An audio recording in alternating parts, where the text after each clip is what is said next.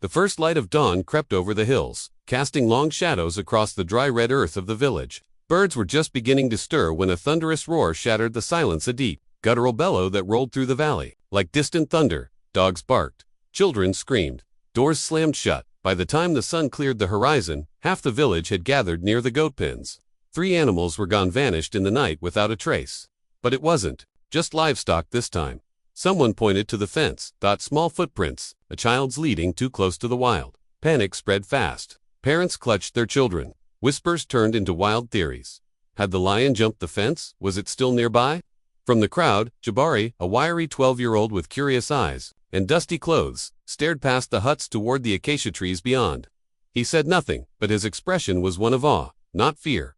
Beside him stood Old Man Mosey, the village's silent elder. His face was a map of time wrinkles like dry riverbeds, eyes sharp and distant. "It's not hunting us," Mosey said, almost to himself. That roar was not a threat. Someone scoffed. What else would it be?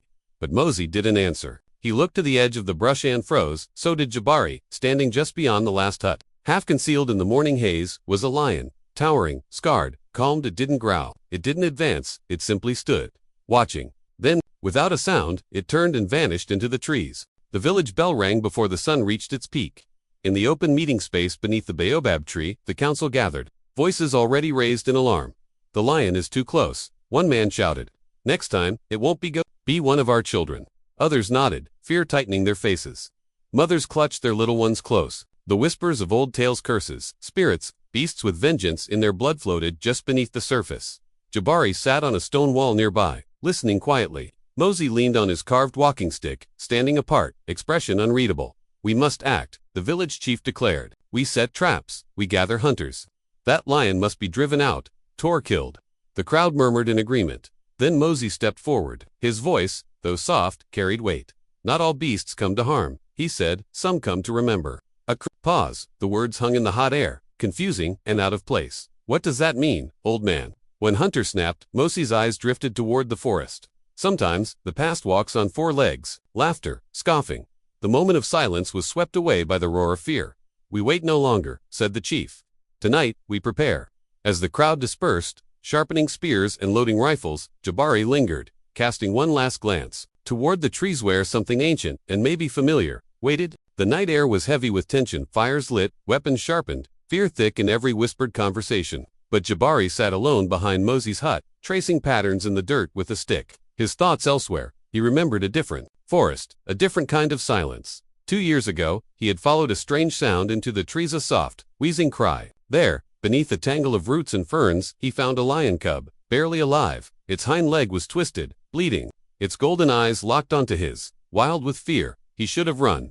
Instead, he stepped closer. For days, he and Mosey brought food and water, treating the wounds with old herbs and cloth torn from Mosey's robe. The cub grew stronger, limping, then walking, then playing in the shade. Jabari named him Sefu Sword, for his sharp spirit. "He will have to leave." One day Mosey had warned, he is not meant to stay caged by kindness.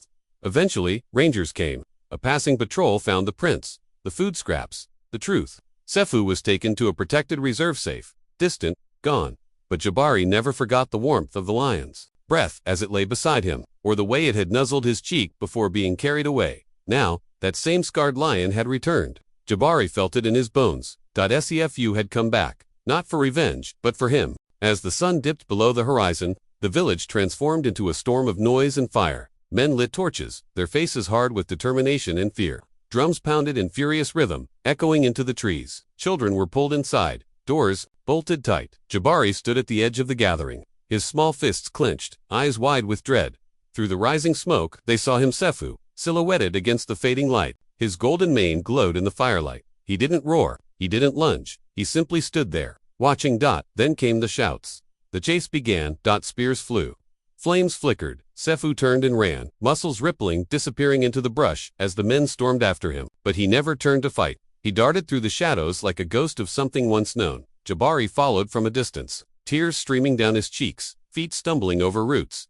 From the shadows beside him, Mosey appeared, quiet as the earth itself. "They don't understand," Jabari choked. "He didn't mean harm." Mosey placed a hand on the boy's shoulder.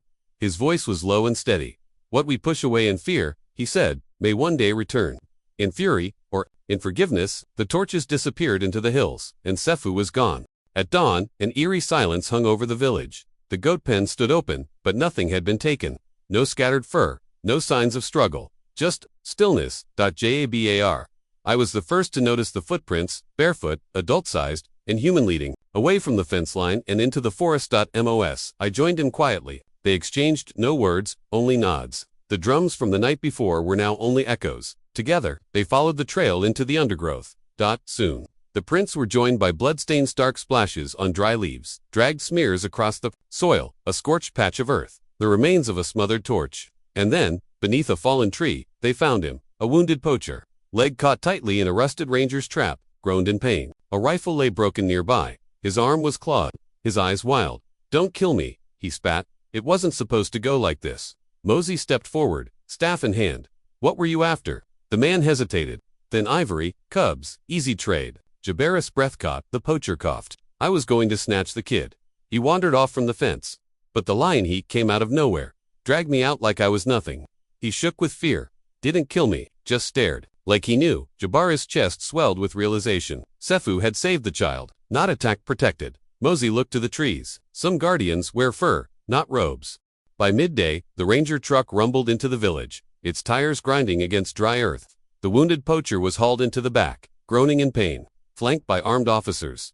The villagers gathered, murmuring in confusion. Why had the lion spared him? What had truly happened in the forest? Mosey stood tall before them, his voice calm but firm. "This man did not come for goats," he said. "He came for ivory. For cub trafficking, and he nearly took one of our own children." Gasps rippled through the crowd. It was not the lion who brought danger to our Dorit, was man's greed. From the edge of the gathering, Jabari stepped forward, dust on his feet, eyes unwavering. "I knew him," he said, "the lion. His name is Sefu. I helped save him when he was just a cub, and now he's the one saving us." Whispers turned into stunned silence. "He didn't attack us," Jabari continued. "He protected the child. He dragged the poacher away, and we chased him with fire." The weight of those words settled heavy on the village. The chief, once the loudest in demanding the lion's death, looked down. His hands trembled as he removed his head wrap in respect. "I was wrong," he said quietly. "May the guardian we cast out find it in his heart to forgive us." Eyes turned toward the hills, where Sefu had vanished and where hope might return.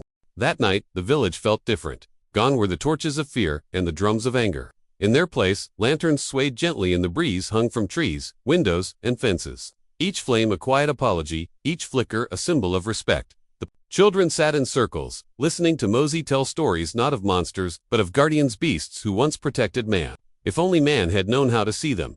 While the village gathered in quiet reflection, Jabari walked alone, in his hands. He carried a small carved lion, shaped from baobab wood. It wasn't perfect, its legs uneven, the face slightly crooked, but its heart was true. At the edge of the forest, where light met shadow, Jabari placed the carving on a flat stone. He whispered softly, "For your courage, for your kindness, for your return." He stepped back and waited. The forest remained still. Then, from the shadows beyond the brush, two golden eyes appeared, glowing softly in the dark. Scfu. The great lion watched in silence, the wind rustling his mane. He took one slow step forward, then paused. A deep, low growl rumbled from his chest, not one of warning, but of recognition, almost gratitude. Then, as quietly as he had come, he turned and vanished into the forest once more. But this time, he didn't feel chased, he felt welcomed. Weeks passed in peace. The fear had faded, replaced by respect. The story of Sefu, the guardian lion, had become legend around evening fires. But still, no one had seen him again, not even Jabari, until the storm came.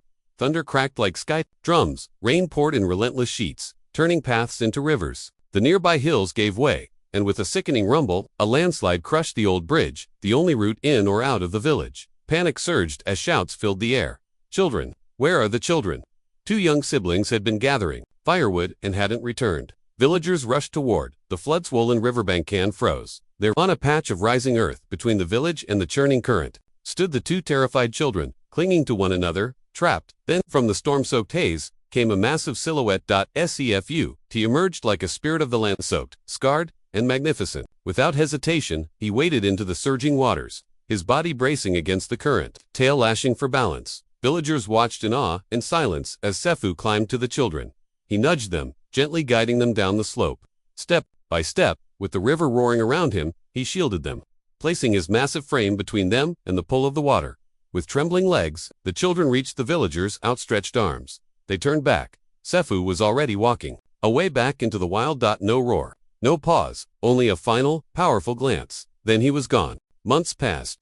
The rains subsided, and the land healed, but the village had changed forever. Where once stood only fear, now stood a statue, a majestic lion, carved in stone, standing tall near the village square. Beneath it, etched into a simple plaque, read the words, Sefu, the guardian of the wild. Tourists began to arrive, drawn by the tale of the lion who saved children, chased off poachers, and vanished into legend. Elders told the story with pride, but no one recounted it like Jabari. Now taller, stronger, with a ranger's patch on his shoulder, he walked the borders of the forest every day, watching, learning, protecting. He led school groups and visitors through the savannah, pointing out tracks, trees, and signs of wildlife. But always, he ended with the same message: don't fear what you don't understand. He'd say, kneeling to the children's eye level, respect it, and it might just protect you when you need it most. He'd look toward the forest, with a knowing smile, still wondering, still hoping. Some nights, when the wind howled just right, he swore he could hear a distant growl, not a warning, but a memory. The sun dipped low, casting long amber shadows across the savannah. Jabari,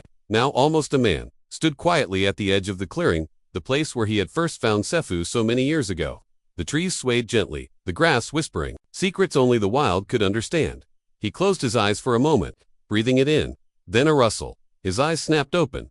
Between the blades of tall grass, just beyond the light, two golden eyes shimmered. Calm, watching, familiar. Sefu. A heartbeat, time stood still, and then gone. No sound, no roar, just the wind.